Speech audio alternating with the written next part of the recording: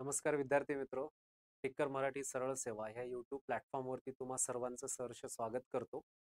आगामी होणाऱ्या विविध सरळ सेवेच्या ज्या परीक्षा होत आहेत, ज्यामध्ये तलाठी असेल, त्याचसोबत इतर ज्या की मुद्रांक शुल्क विभाग असेल, टी असेल, नगर परिषद असेल, MIDC असेल, DMER असेल व इतर सरळ सेवेच्या विविध परीक्षा ह्या होत असतात, ज्यामध्ये महानगरपालिका असेल, इतर खात्याविषयी अशा परीक्षा ज्या होत असतात, ज्यासाठी आपण सर्वजण तयारी करतात. ज्यामध्ये तुम्ही मराठीचा अभ्यास करतायत, इंग्रजीचा अभ्यास करतायत, अंकगणित, बुद्धिमापन या विषयांचा अभ्यास करतायत आणि आजच्या लेक्चर्समध्ये आपण त्या ठिकाणी बघणार आहोत सामान्य ज्ञान TCS पॅटर्ननुसार घेतल्या जाणाऱ्या विविध परीक्षेसाठी या विविध विषयांच्या वरती आपल्याला परीक्षेमध्ये प्रश्न विचारले जात आहेत. सो विद्यार्थी मित्रो, तुम्हा सर्वांना परीक्षेसाठी टिक्कर मराठी सरळ सेवा या प्लॅटफॉर्मवरनं तुम्हा सर्वांना खूप साऱ्या शुभेच्छा आहेत अभ्यासासाठी. आजच्या लेक्चरमध्ये सामान्य ज्ञान या विषयातील आपल्याला जो आजचा टॉपिक पर्यावरणाच्या संदर्भातील काही क्वेश्चन्स बघायचे आहेत आपल्याला, की जे आपल्याला आगामी होणाऱ्या ज्या अतिसंभाव्य प्रश्नांमध्ये याचा एक आपल्याला नक्कीच फायदा होईल. लास्टच्या PYQ जर बघितल्या तर त्याच्यामध्ये देखील आपल्याला बरेच क्वेश्चन त्यावरनं विचारली गेलेली आहे. सो म्हणून आजच्या लेक्चरला आपण पर्यावरण ह्या विषयाचा जो अभ्यास आहे तो करणार आहोत, की ज्याच्यातील पर्यावरणाच्या बाबतीत आज जगातील सर्वात संवेदनशील विषय जर कोणता बनला असेल तर पर्यावरण. आता नेमके याच्यावरती काय काय प्रश्न येऊ शकतात, तर आपल्याला बरेच अशा ज्या आंतरराष्ट्रीय पातळीवरती परिषदा होतात पर्यावरणाशी संबंधित, त्याच्यावरती प्रश्न येऊ शकतात. डेजवरनं आपल्याला प्रश्न येऊ शकतात. वृक्षतोड असेल आणि जवळपास वृक्ष लागवडीसाठी ज्या मोहिमा असेल, ज्या राज्य सरकार केंद्र सरकारच्या योजना असतील, पर्यावरण आणि वन आणि वन्यजीवांच्या संदर्भातले विविध कायदे भारत सरकारने तयार केलेत. बेसिकली त्या कायद्यांच्या वरती देखील आपल्याला प्रश्नही विचारले जाऊ शकतात, अथवा इतर महत्त्वाच्या काही योजना असतील त्या संदर्भातल्या. भारतातल्या पर्यावरण क्षेत्र, वन क्षेत्रातल्या माझी लासला झालेल्या असे काही चळवळी असतील, जसं आपण बोलतो बघा, की चिपको आंदोलन असेल, सुंदरलाल बहुगुणा, भूदान चळवळ ही विनोबा भावे यांनी राबवली. सो अशा बऱ्याच ज्या मुवमेंट्स असतात त्याविषयीचे देखील आपल्याला प्रश्न परीक्षेमध्ये हे विचारली गेलेली आहेत, ते विचारली जाऊही शकतात. सो म्हणून विद्यार्थी मित्र, आपण अभ्यास करताना खूप काळजीपूर्वक, बारकाईनं आणि व्यवस्थितरित्या थोडंसं खोलाशी जाऊन अभ्यास आपण करायला पाहिजे, जेणेकरून परीक्षेमध्ये आपल्याला मार्क्स मिळवण्यासाठी खूप चांगली अशी मदत होईल. तर चला तर विद्यार्थी मित्र, आज बघूयात आपण पर्यावरण ह्या विषयातील महत्त्वाचे अतिसंभाव्य प्रश्न आपण अभ्यासणार आहोत. पहिला प्रश्न आहे, वातावरणात सर्वात जास्त प्रमाण कोणत्या वायूचे असते? ओके. आता आपलं वातावरण विविध वायूंना भरलेलं आहे. पर्याय ए ऑक्सिजन, बी हायड्रोजन, सी नायट्रोजन, डी दिलंय कार्बन वायू. या प्रश्नाचं योग्य उत्तर आहे सी, नायट्रोजन. आता आपल्या वातावरणामध्ये नायट्रोजनचं जे प्रमाण असतं ते किती टक्के असतं, तर 78. सर्वात जास्त असतं बघा, किती, 78. आता वनस्पतीद्वारे देखील आपण, वनस्पतीला गरज आहे नायट्रोजनची मोठी अशी लागते, की त्याच्यामुळे वनस्पतीची वाढ देखील होत असते. सो असे आपल्या वातावरणामध्ये असणाऱ्या विविध वायूंचा अभ्यास करताना आपल्याला हे आपण आन्सर लक्षात घ्यायचंय. नायट्रोजन किती असतं, 78% असतं. पुढचा प्रश्न बघूयात. पर्यावरण संरक्षण कायदा, एन्व्हायरमेंट जो ऍक्ट आहे तो कोणत्या वर्षी अस्तित्वात आला? भारतातला विचारलाय. पर्यावरण संवर्धन कायदा हे भारतातला असेल संरक्षण कायदा. हे दिलंय पर्यायामध्ये 1958, बी 1976, सी 1980 दिले, डी दिलं 1986 दिले. या प्रश्नाचं योग्य उत्तर विद्यार्थी मित्र डी, 1986 साली भारतात पर्यावरण संवर्धन कायदा हा अस्तित्वात आलाय.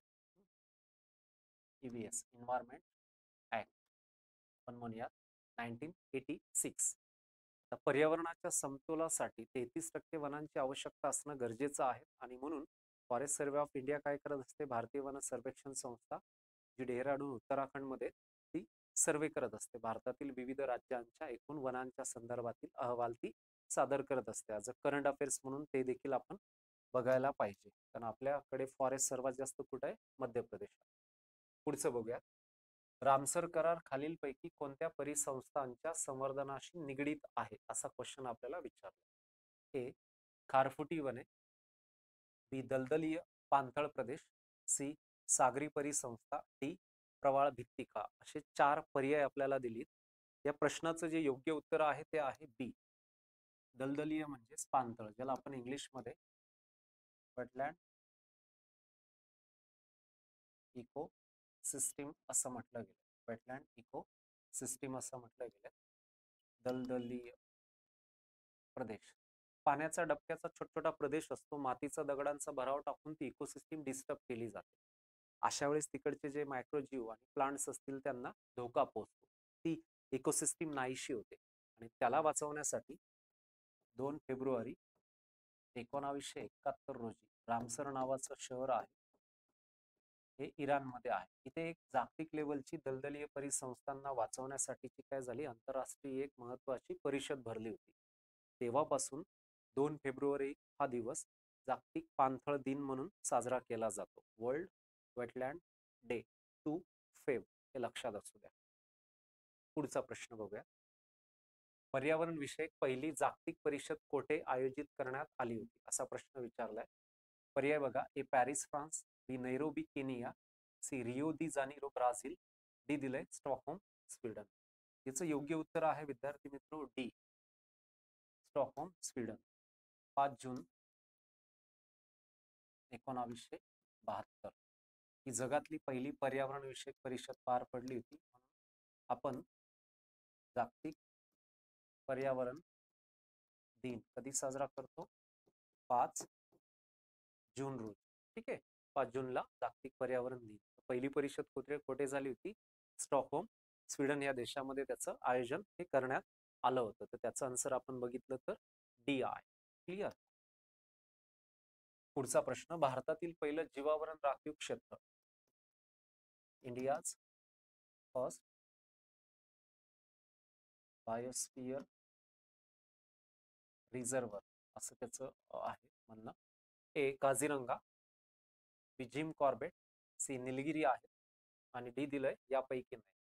भारताचं पहिलं जीवावरण राखीव क्षेत्र बायोस्फियर रिझर्व्ह, याचं योग्य उत्तर आहे सी, निलगिरी. हे तामिळनाडू राज्यामध्ये, कर्नाटक तामिळनाडू. निलगिरी नावाचा एक पर्वतच आहे, जो बघा पश्चिम घाट आणि पूर्व घाट या दोघांच्या मध्ये, जसा हा पश्चिम घाट आहे, हा पूर्व घाट आहे, या दोघांच्या मध्ये हा निलगिरी नावाचा पर्वत बसलाय. वेल बायोडायव्हर्सिटी एरियाज आहे, तो निलगिरी माउंटेन आहे.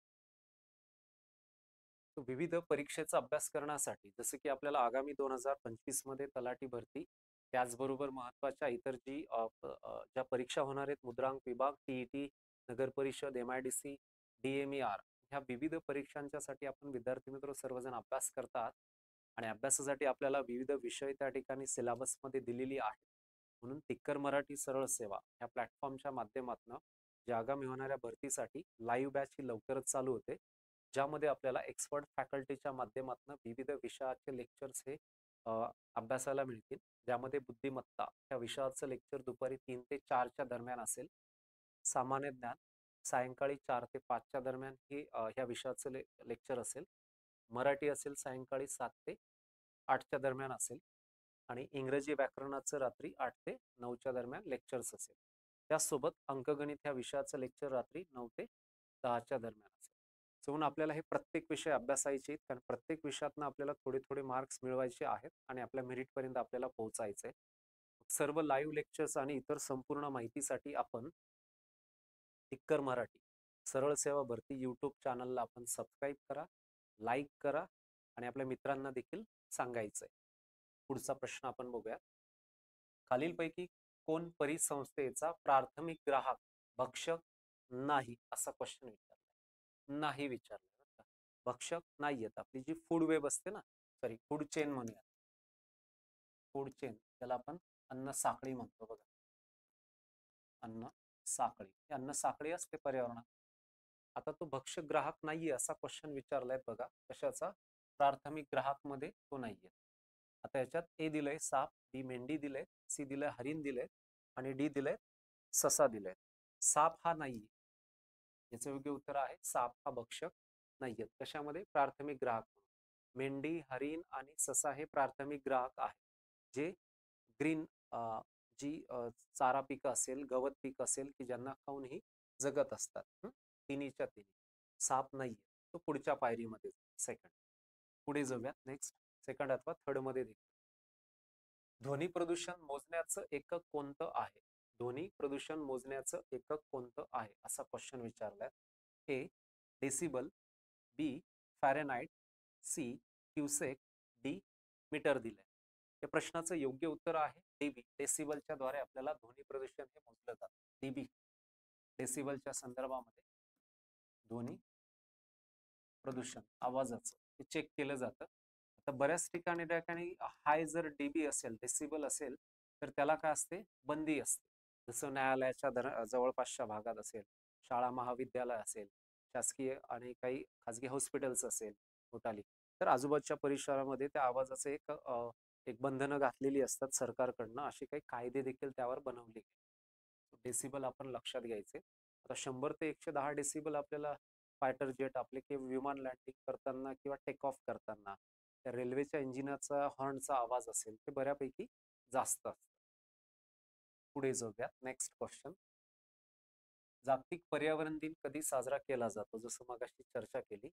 हे 4 फेब्रुवारी, बी 8 मार्च, सी 5 जून आणि डी दिलंय 18 जुलै. याचं योग्य उत्तर आहे 5 जून. 5 जूनला जागतिक पर्यावरण दिन हा जगात साजरा केला जातो. मगाशी डिटेल्स त्याविषयी आपण सांगितलं जातं. पुढे जाऊयात. नेक्स्ट प्रश्न पुढचा. पाणी पंचायत ही संकल्पना कोणी विकसित केली असा प्रश्न आपल्याला विचारलाय. पर्याय ए बघा सुंदरलाल बहुगुणा, बी डॉक्टर राजेंद्र सिंह, सी विलासराव साळुंके आणि डी दिलंय पोपटराव पवार. या प्रश्नाचं योग्य उत्तर आहे विलासराव साळुंके. आता जी पाणी पंचायत, दुष्काळावरती मात करून पाण्याचं संवर्धन करणे, त्याविषयीची काळजी घेऊन तिथे पाण्याचे पाणवठे तयार करणे, याविषयी पुणे जिल्ह्यात, पुण्यामधील पुरंदर तालुका असेल की जिथे विलासराव साळुंके यांनी मोठी मेहनत त्यावेळेस घेतली होती आणि म्हणून पाणी पंचायत देखील त्यांनी सुरुवात केली. असंच भारतामध्ये भारताचे जे वॉटरमॅन आहे डॉक्टर राजेंद्र सिंह, राजस्थानमध्ये जोड निर्मिती केली त्यांनी. आणि सुंदरलाल बहुगुणा हे नाव आपल्याला माहितच आहे की चिपको आंदोलनाचे ते प्रणेते आहेत. पोपटराव पवार हे देखील हिवरे बाजार, एक आदर्श गाव कसं असावं ज्याचं उत्तम उदाहरण महाराष्ट्रातलं देशातलं त्यांनी ते करून दाखवलं. सो म्हणून त्यांचं योगदान मोठं आहे. सो म्हणून आपल्याला पाणी पंचायत ही संकल्पना सी विलासराव साळुंके यांनी राबवली. पुढे जाऊया. भोपाळ गॅस दुर्घटना ही कोणत्या प्रकारच्या आपत्तीचं उदाहरण आहे असा क्वेश्चन आपल्याला विचारला. भोपाळ गॅस दुर्घटना ही मोठी दुर्घटना होती. हे कोणत्या आपत्तीचं उदाहरण आहे? पर्याय दिलंय ए रासायनिक आपत्ती, बी आण्विक आपत्ती, सी जैविक आपत्ती, डी दिलंय नैसर्गिक आपत्ती. या प्रश्नाचं योग्य उत्तर आहे ए रासायनिक आपत्ती. आपण लक्षात घ्यायचे. आता बघा मिथिल आयसो सायनाइड्स हे त्या ठिकाणी एक पेस्टिसाइड बनवणार, म्हणजेच काय कीटकनाशक तयार केलं जायचं. आणि भोपाळ हे ठिकाण आहे, भोपाळला ही होती MP. 1984 मध्ये ही घटना घडली होती. 1984 मध्ये कार्बाइड युनियन नावाची कंपनी जी अमेरिकेची होती आणि ज्यामध्ये हे लीक झालं वायू आणि खूप मोठ्या प्रमाणात ते पसरलं. शासकीय आकडा असं सांगितलं जातो की जवळपास 8,000च्या जवळपास लोक मृत्युमुखी पडली होती. मिथाइल आयसोसायनाइड ही पेस्टिसाइड बनवणारी कंपनी होती. वर्ष होतं 1984 मध्ये घटना. सो रासायनिक आपत्ती सांगितली. नेक्स्ट.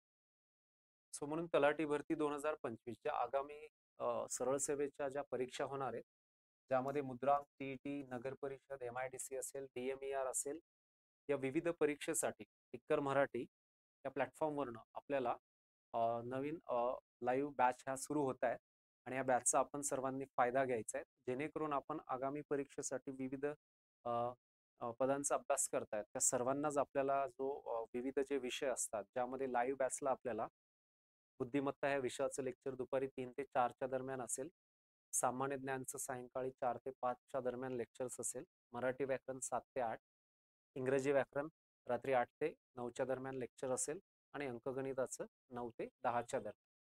या सर्व लेक्चर्स आपण बघण्यासाठी त्याचा अभ्यास करण्यासाठी आपण ह्यासाठी टिक्कर मराठी सरळ सेवा भरती यूट्यूब चॅनलला आपण सबस्क्राईब करा, लाईक करा, आपल्या मित्रांना देखील सांगा, जेणेकरून आगामी होणाऱ्या परीक्षांच्या मध्ये आपल्याला मार्क्स मिळवण्यासाठी नक्कीच मदत त्या ठिकाणी एक्सपर्ट फॅकल्टीच्या माध्यमातून होणार आहे.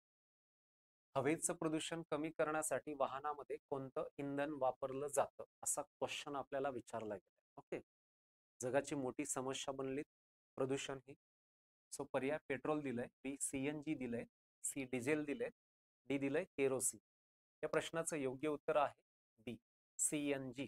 हे आपण लक्षात घ्यायचे. CNG की हे मोठ्या प्रमाणामध्ये CNG. आता CNGचं बरंच ज्या 4 व्हीलर गाड्या आहेत की ज्याच्यामध्ये त्याचा वापर केला जातो आणि ज्या ठिकाणी प्रदूषणाला एक आळा घालण्यासाठी सर्वात महत्वाचं योगदान जे आहे ते त्या ठिकाणी अशा ह्या माध्यमातून होत असतं. की पर्यावरणपूरक बऱ्याच गोष्टी आहेत ज्याच्यावरती शोध लागला जातोय. मग ते रेल्वेच्या बाबतीत असेल, विमानाच्या बाबतीत असेल, किंवा सोलर बेस असेल, किंवा इलेक्ट्रिक बेस असेल. आता तर इलेक्ट्रिक बेस आहे. लास्टलाही जसं बघा आपल्या भारत सरकारने BS6 टेक्नॉलॉजी आणली, जे इंजिन्स आणि त्याच्यामुळे प्रदूषण हे कमी करण्यासाठी एक मदत होईल. आज कार्बन डायऑक्साईड, कार्बन मोनॉक्साईडचं वाढतं प्रमाण आणि ज्याच्यामुळे भयंकर असं त्या ठिकाणी आपल्याला वायू प्रदूषण आणि त्याला सामोरं जावं लागतंय. जगातलं सर्वात जास्त मृत्यूचं प्रमाण हे एअर पोल्युशनद्वारेच त्या ठिकाणी होतंय, अशी आकडेवारी देखील समोर आली. भारतातील पहिला व्याघ्र प्रकल्प कोणता आहे असा प्रश्न आपल्याला विचारण्यात आलाय. पर्याय दिलंय ए मेळघाट, बी जिम कॉर्बेट, सी पेंच आणि डी दिलंय आपल्याला मानस दिलंय. भारतातील पहिला व्याघ्र प्रकल्प उत्तर आहे याचं जिम कॉर्बेट. जिम कॉर्बेट हा भारतातला म्हणजेच उत्तराखंड राज्यात आहे जो पहिला व्याघ्र, ज्याच्यात टायगर रिझर्व्ह. ओके, आणि पहिला नॅशनल पार्क देखील हाच आहे, जिम कॉर्बेट. भारताचं पहिलं राष्ट्रीय उद्यान जिम कॉर्बेट, की तो टायगर रिझर्व्ह देखील आहे आणि तो राष्ट्रीय उद्यान म्हणून देखील आहे, आणि ज्याचं उत्तर आहे जिम कॉर्बेट. आपण लक्षात असू द्यायचे. ओके, म्हणजेच आपल्या भारताचा जो राष्ट्रीय जीव आहे ते 1972 साली त्याची घोषणा झाली होती वाघाची, टायगर. नेक्स्ट क्वेश्चन, जागतिक ओझोन दिन कधी साजरा केला जातो असा प्रश्न आपल्याला विचारलाय. पर्याय ए 17 एप्रिल, बी 23 मे, सी 8 जुलै आणि डी दिलंय 16 सप्टेंबर दिलंय. 4 पर्यायापैकी याचं जे योग्य उत्तर आहे ते आहे 16 सप्टेंबर. 16 सप्टेंबर 1987 ला रियल हे कॅनडा देशात आहे. इथे एक त्या ठिकाणी ओझोन डिप्लेक्शन, ओझोन अवक्षय जे झालं होतं त्या संदर्भातली एक महत्वाची परिषद भरली होती या दिवशी 1987 साली 16 सप्टेंबर. म्हणून जागतिक ओझोन दिन हा 16 सप्टेंबर रोजी साजरा केला जातो. 16 सप्टेंबर उत्तर लक्षात असू. चला पुढचा प्रश्न बघूया. भारतात वन्यजीव संरक्षण कायदा कोणत्या वर्षी लागू झाला असा प्रश्न विचारलाय. की भारतामध्ये वन्यजीव वाईल्ड ॲनिमल प्रोटेक्शन ऍक्ट, जो ऍक्ट वन्यजीवांचा आहे तो कधी लागू झालाय. पर्याय ए 1951, बी 1964 दिलाय, सी 1972 दिले आणि डी दिलंय 1984 दिले. सो याचं योग्य उत्तर आहे 72. ओके, वन्यजीव संरक्षण कायदा हा 72 ह्या वर्षी लागू करण्यात आला आणि त्याच वर्षी वाघ हा प्राणी भारताचा राष्ट्रीय जीव असेल, राष्ट्रीय प्राणी असेल असं याच वर्षी घोषित करण्यात आलं. आणि त्याच वर्षी वन्यजीव देखील कायदा लागू झालाय. कारण आज देशामध्ये मोठ्या प्रमाणातलं हंटिंग वाढलंय ना, की ज्याला रोखण्यासाठी अशा कायद्याची गरज होती आणि त्या काळामध्ये हा बनवला देखील गेलाय. तो भारतासाठी लागू आहे. शिरपूर पॅटर्न कशाशी संबंधित आहे असा प्रश्न विचारलाय बघा. ए दिलंय शिक्षण, बी जलसंधारण, सी वन्यजीव, डी दिलंय यापैकी नाही. याचं योग्य उत्तर आहे त्या ठिकाणी जलसंधारण,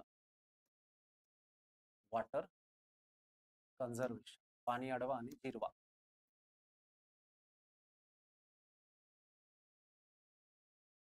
म्हणजे याचा फायदा आपल्याला पुढे शेती व इंडस्ट्रीसाठी होणारच आहे. सो शिरपूर हे धुळे जिल्ह्यातलं एक तालुका प्लेस आहे, जिथे माननीय माजी आमदार अमरीशभाई पटेल यांनी हे मोठं अथक मेहनतीतनं त्या ठिकाणी हा जो पॅटर्न आहे तो राबवलाय आणि तो जलसंधारणाशी संबंधित आहे. ठीक आहे, पुढे जाऊया. खालीलपैकी सर्वात मोठा कार्बन सिंक कोणता आहे? कार्बन सिंक, कार्बन सिंक करणारा. सो इथं ए महासागर दिले, बी वने दिले, सी कृषी दिले आणि डी दिले ध्रुवीय हिमालय. या प्रश्नाचं योग्य उत्तर आहे विद्यार्थी मित्र ए महासागर. आता आपल्या पृथ्वी तलावरती भले मोठे 5 महासागर आहेत. किती? 5. ज्याच्यामध्ये पॅसिफिक ओशियन म्हणजे प्रशांत महासागर हा सर्वात मोठा आहे. हिंदी महासागर असेल, आर्टिक अंटार्क्टिका असेल, भूमध्य असेल, अशी भली मोठी महासागर आहेत. आणि म्हणून बघा की ज्याद्वारे एखादं जलप्रदूषण होतं की जे शेतीतनं पाणी ओढ्यावाते नदी असेल, नदीद्वारे खाडी असेल, खाडीद्वारे महासागराला जाऊन मिळणं असेल, अशा वेळेस महासागराचं आम्लीकरण होतं, ऍसिडिफिकेशन होतं आणि त्याचाच फटका तिथल्या जैविक घटकांना होतो. ओके, वेगवेगळ्या की म्हणून त्याच्यामध्ये प्लवंग वगैरे ज्या वनस्पती असतात, निळे हिरवे शेवाळ असतील, म्हणून महासागर हे त्याचं उत्तम उदाहरण आहे. नेक्स्ट, पुढचा प्रश्न. जसं की आपल्याला इथं दिलंय, तलाठी भरती आगामी होणारी जी 2025 मध्ये असेल, टिक्कर मराठी सरळ सेवा ह्या प्लॅटफॉर्मवरनं विविध विषयाच्या मार्गदर्शकाकडनं आपल्याला आगामी होणाऱ्या तलाठी भरती असेल, DMER असेल, त्याचसोबत इतर ज्या मुद्रांक विभाग असेल, TET असेल, नगर परिषद असेल आणि इतर महानगरपालिकेच्या विविध जाहिराती ह्या येत आहेत आणि ज्याचा अभ्यास आपण सर्वजणांनी सुरूच केलाय. म्हणून टिक्कर मराठीच्या माध्यमातून आपल्याला विविध विषयाचे लाईव्ह लेक्चर्स आपल्याला म्हणजे बॅच ही लाईव्ह आपल्याला मिळणार आहे, ज्यामध्ये बुद्धिमत्ता ह्या विषयाचं लेक्चर दुपारी 3 ते 4च्या दरम्यान आपल्याला अवेलेबल असेल. सामान्य ज्ञान सायंकाळी 4 ते 5च्या दरम्यान अवेलेबल असेल. त्यानंतर मराठी व्याकरण सायंकाळी 7 ते 8च्या दरम्यान, इंग्रजी व्याकरण रात्री 8 ते 9च्या दरम्यान असेल आणि अंकगणित या विषयाचं लेक्चर रात्री 9 ते 10च्या दरम्यान असेल. या सर्व लेक्चर्स म्हणजे ह्या लाईव्ह बॅचचा आपण सर्वांनी फायदा घ्यावा, जेणेकरून आपण कुठेतरी ऐकणं, बघणं, व्हिडिओज आणि लेक्चर्स हे संपूर्ण अटेंड करणं, यातनं नक्कीच आपला फायदा होत असतो आणि ज्या आगामी भरतीसाठी आपल्याला मार्क मिळवण्यासाठी देखील बरीच मोलाची अशी मदत होईल. आणि मग सर्व लेक्चरसाठी टिक्कर मराठी सरळ सेवा भरती यूट्यूब चॅनलला आपण सबस्क्राईब करा, लाईक करा, आपल्या मित्रांनाही सांगा आणि टेलिग्राम चॅनल देखील व्हिजिट करा की जिथून आपल्याला या जाहिराती किंवा इतर संपूर्ण जी अभ्यासाविषयीची जी माहिती आहे ती आपल्याला तिथनं देखील अवेलेबल होत असते. नेक्स्ट, पुढचा क्वेश्चन बघूया. देशाच्या 1952च्या वन धोरणानुसार भौगोलिक क्षेत्रापैकी किती टक्के वनक्षेत्र हे वनाखाली असणं गरजेचं असतं? ओके, ए 15, बी 20, सी 33, डी दिलंय 40 दिलंय. सो या 4 ऑप्शन पैकी याचं जे उत्तर आहे ते आहे 33, 33% हे असणं गरजेचं आहे फॉरेस्ट कव्हरिंग. आणि त्याच्याचमुळे बऱ्यापैकी आपल्याला पर्यावरणाचं संतुलन राखण्यासाठी जे की 33% वनांची आवश्यकता असते. आणि म्हणून बघा, भारत सरकार ती राज्य सरकार की त्या राज्यामध्ये किंवा देशामध्ये वनं ती वाढावीत, डिफॉरेस्टेशन थांबावं, यासाठी खूप मोठा असा प्रयत्न होत असताना बघायला मिळतोय. विविध जनजागृती होत आहेत राज्य केंद्र सरकारच्या माध्यमातून. आणि म्हणून आपल्या भारताचं सर्वे जे येते FSI forest survey of India ही संस्था करत असते, ही डेहराडून उत्तराखंडमध्ये आहे. Next question. सुंदरलाल बहुगुणा यांच्या नेतृत्वाखाली झालेलं चिपको आंदोलन कोणत्या कारणासाठी लढले गेले, असा क्वेश्चन आहे. ए वृक्षतोड विरोधी आंदोलन, बी मद्य विक्री विरोधी आंदोलन, सी शेतसारा विरोधी आंदोलन आणि डी दिलंय रासायनिक खत विरोधी आंदोलन. या प्रश्नाचं योग्य उत्तर आहे ए वृक्षतोड. जी वृक्षतोड मोठ्या प्रमाणात होते, पर्यावरणाचा ऱ्हास होतो त्याच्यातनं, अशीच हिस्ट्री आहे ती खेजरीची झाडं तोडली गेलीत आणि बऱ्यापैकी ज्या काही तिथल्या स्त्रिया ज्यांनी त्या ठिकाणी त्या झाडांना वाचवण्यासाठी खूप मोठा प्रयत्न केला, पण जसे की ते त्या ठिकाणी आंदोलन नंतर मग पुढे त्याच माध्यमातून की वृक्ष वाचवण्यासाठी असेल, तोड होऊ नये आणि यासाठी सुंदरलाल बहुगुणा यांनी नेतृत्व केलं जे उत्तराखंडमधनं, आणि वृक्षतोड विरोधी त्यांनी आंदोलन केलं, त्यालाच आपण ज्या ठिकाणी चिपको आंदोलन हे देखील प्रसिद्ध आहे. भारतात विविध राज्यांमध्ये, विविध भागांमध्ये अशा व्यक्तींच्या मार्फत, संस्थेच्या मार्फत असेल की ज्या चळवळी उभ्या राहिल्या आणि पर्यावरणाचं ऱ्हास थांबवण्यासाठी त्यांच्याकडनं खूप मोठी मोलाची मदत होत असताना बघायला मिळते. जागतिक हवामान दिन कधी साजरा केला जातो? क्लायमेटच्या बाबतीत आहे. आणि जसं पर्याय दिलंय बघा, हे 18 जानेवारी, बी 23 मार्च, सी 27 सप्टेंबर, डी यापैकी नाही. सो याचं योग्य उत्तर आहे 23 मार्च. 23 मार्च रोजी जागतिक हवामान दिन हा जगामध्ये साजरा केला जातो. जसं बघा, WMO वर्ल्ड मेट्रोलॉजिकल ऑर्गनायझेशन बघा, जिनिव्हा स्वित्झर्लंड या ठिकाणी. कुठे? जिनिव्हा स्वित्झर्लंड या संस्थेच्या माध्यमातून हा जो काही 23 मार्च दिवस आहे, तर तो काय म्हणून साजरा केला जातो? जागतिक हवामान दिन म्हणून सेलिब्रेशन्स केलं जाते. ठीक आहे. नेक्स्ट पुढचा क्वेश्चन आपण बघणार आहोत. कोणत्या राज्यात भारतातील पहिले जैवग्राम, ज्याला आपण बायो विलेज असं म्हटलं गेले, स्थापन केलं आहे? सो याचं ए आसाम, बी मणिपूर, सी त्रिपुरा, डी दिलंय महाराष्ट्र. याचं योग्य उत्तर आहे त्रिपुरा. सो म्हणून बायो विलेज बऱ्यापैकी पर्यावरण पूरक अशा ज्या गोष्टी आहेत त्या या ठिकाणी होत असतात. त्यातलंच महत्वाचं हे विविध राज्य सरकार त्यामध्ये भाग घेत असतं, ज्यातनं आपण त्रिपुरा असेल. ओके. सो म्हणून ह्या संपूर्ण घडामोडीचा अभ्यास करताना पर्यावरणाच्या बाबतीमध्ये विविध राज्य सरकार काही ना काही नवीन गोष्टीही करत असतं.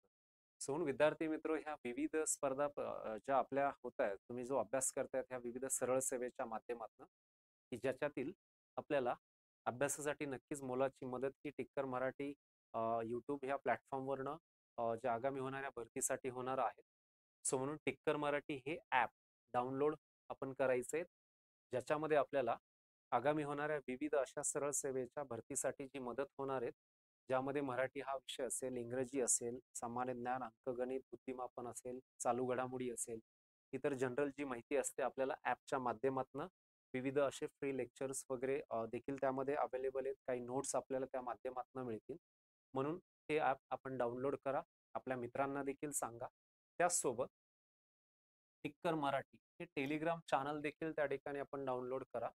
आणि जसं की ज्या माध्यमातून आपल्याला जे नोटिफिकेशन असेल विविध जाहिरातीचं, ते आपल्याला इथे अवेलेबल असेल, किंवा नवीन जो काही बदल असेल, किंवा नवीन आगामी होणाऱ्या ज्या काही बॅचेस आहेत सरळ सेवेचा, त्याची देखील माहिती या महत्त्वाच्या टेलिग्राम चॅनलच्या माध्यमातून आपल्यापर्यंत पोहोचवली जाईल. म्हणून ते आपण डाउनलोड करायचे. सरळ सेवा भरती 2025चे जे नवनवीन जे व्हिडिओज असतात, जे विविध लेक्चर्स जे होत आहेत, त्याचे नवनवीन व्हिडिओज पाहण्यासाठी आपण यूट्यूब चॅनलला सबस्क्राईब करा. टिक्कर मराठी ह्या यूट्यूब चॅनलला आपण सबस्क्राईब करा, लाईक करा आणि शेअर देखील करायचे. सो म्हणून विद्यार्थी मित्र हो, आपण भेटणार आहोत. आगामी लाईव्ह बॅचेस लवकरच सुरू होत आहेत, ज्यातनं आपल्याला आगामी होणाऱ्या परीक्षेसाठी खूप सारा फायदा त्या ठिकाणी होणार आहे. आपण देखील त्याच गतीनं अभ्यास सुरू ठेवायचा आहे. टिक्कर मराठी सरळ सेवा प्लॅटफॉर्मवर असणारी आपली ही जी तुम्हाला जे काही मार्गदर्शन करतायत विविध लेक्चरचे एक्सपर्ट फॅकल्टी तुमच्या सोबत आहे. तुम्हाला अभ्यासासाठी नक्कीच त्यांची मदत होणार आहे. तुम्हा सर्वांना अभ्यासासाठी खूप खूप शुभेच्छा. थँक्यू.